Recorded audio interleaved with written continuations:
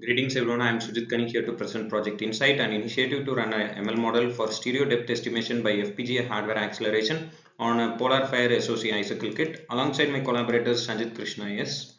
under the mentorship of Dr. Gracia from Department of ECE, Kumaraguru College of Technology. Our project aims to advance embedded systems and ML application by hardware acceleration. So now I'll show a quick overview through our project, and Sanjit will later explain about the FPGA and the machine learning implementation of the project. So initially we got the kits by the first week of October 2024, and we initially installed all softwares and IDEs and the tools required alongside using the board, and we went through the quick start card which allowed us to get in good hands with the kit. And then we initially ran a few bare metal programming examples on the Polar Fire Associate Cycle kit to work with the RISC-V course. And then we learned the design flow for the same. And also alongside we began learning HDL and Verilog design for simple circuits using the Libro SoC software. And we ran through two iterations of interfacing cameras for stereo depth estimation, and this was the first unboxing of the Polar Fire Associate Icicle kit and the various software tools required. We used LibreSoC Design Suite, Soft Console IDE, and MSS Configurator on platform of both Windows and Linux. And our first run was to go through a quick start card and invoke a pre-built Linux and invoke the pre-built Linux kernel to launch a web server, which was built in. And this was our first boot. Here we can see the microchip logo alongside with the pre-built Linux kernel booting up without any errors. And this was the first web server which was pre-built along with the Icicle kit. It shows a sensor analysis of current and voltage at various points in the Icicle kit and the silver license. So after this, we went to software setup where we set up the Libro SoC, which required a silver license, and we went through user guide in the microchip website and registered silver license for two different nodes. And then we ran few examples of bare metal programming through various GitHub repositories where we got a few support. And this was our MSS configurator, which we set initially to run a bare metal programming of running on the RISC-V CPU. This was the soft console, which was basically an NetBeans Eclipse IDE, where we used C++ programming to run a basic hello world program. Here we can see the C++ indexer or indexing the various sources, and the MPFS program on Renode is being started for debug. This was a first build without any errors, and the output.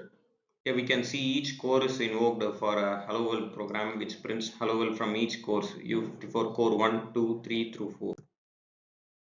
This was the Polar Fire SoC's initial MSS configurations set up for the FPGA fabric, which we left undisturbed at the starting. And then coming to the Libro SoC. Libro SoC, where we designed the digital logic for basic gates, basic digital circuits, and we experimented with that to get along with the FPGA part.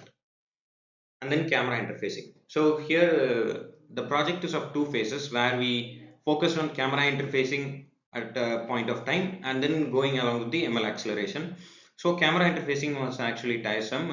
Initially we tried to implement a 767 camera module to the Polar Fire SoC Icicle kit using the Raspberry Pi GPIO pins.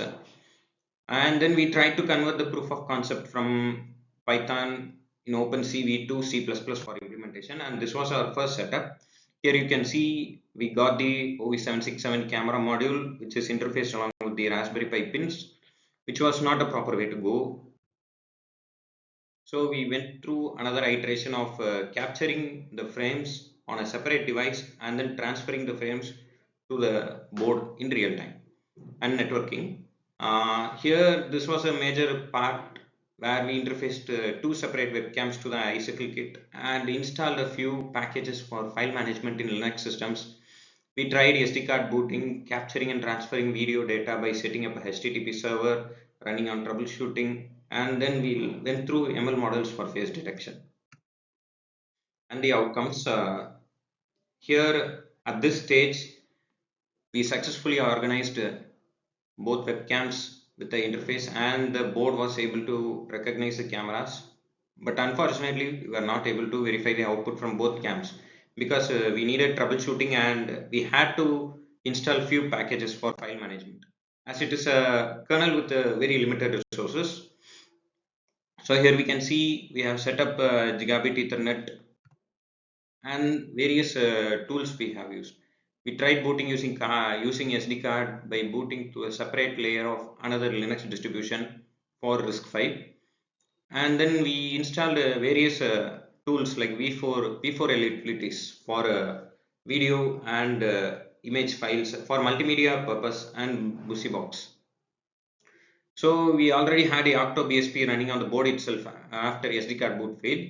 And then we made two cameras record on a Windows PC simultaneously and transfer the recorded video to the kit by hosting a HTTP server.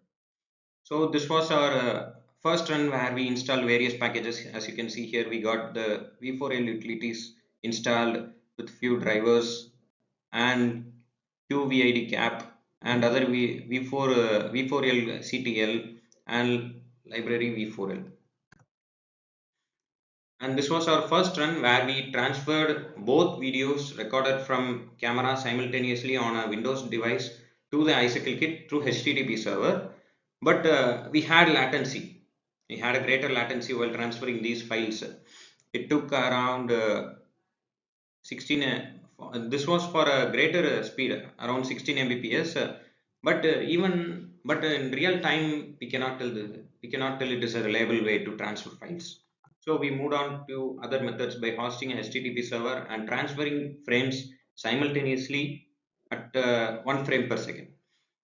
We tried this. So this was our Python setting in a separate Windows PC where we were running HTTP server which captured the video frames stored in a separate folder and then transferred it to the Ubuntu kernel running in the Polarfire Icicle kit.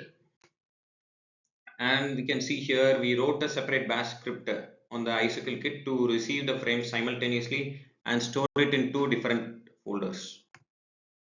So this was a configuration. You can see here we got a fetch frames.sh, the bash file, and two separate folders. So here in Python we can see the cameras are connected and the HTTP server is being hosted on 192.168.2.2, and then we moved on to Ethernet socket method. So HTTPS method was not much reliable because sometimes we lost many frames. We have captured for around 5 minutes and at the end we got only 2 to 3 frames captured, which is at the last moment of file transfer. So we moved on to another reliable method for other Ethernet port. We had 2 gigabit Ethernet ports. We went to Ethernet socket method where we use the other Ethernet port to connect to a separate and dedicated port for file transfer. The same thing which we ran using the socket module in Python, you can see here. Here we use the time module to transfer each files frame by frame per second. And this was first run for capturing the frames from the PC. Here you can see that the frames are being captured simultaneously from the PC and transferred to the Icicle kit for a rate of 1 frame per second. So this was our final iteration of transferring frame by frame from a separate Windows machine where it supports two webcam. You can see this setup. Here we got our webcams which was capturing the frames simultaneously from the machine and transferring it to the Icicle kit to serial ports. I mean the Ethernet socket method. You can see each frame is captured. This was captured for around 2 minutes and we got around 120 frames at almost at the rate of 120 frames per second, which is almost far enough for giving real time input to our machine learning model, which is being run in the FPGA fabric. Now my friend Sanjit will continue on with the FPGA fabric. Um, Good day, everyone. I'm going to give you a very quick overview on using the PolarFire SoC iCycle kit for stereo depth estimation by leveraging FPGA and machine learning on the kit itself. So on your right, we have our Libro SOC toolkit, and then on your left, we have our notes that we're going to refer, and we're going to explain how our project works. So our objective is to mainly run a machine learning model on the FPGA fabric that can process stereo image pairs for estimating depth while using low power consumption and having it reasonably real-time processing.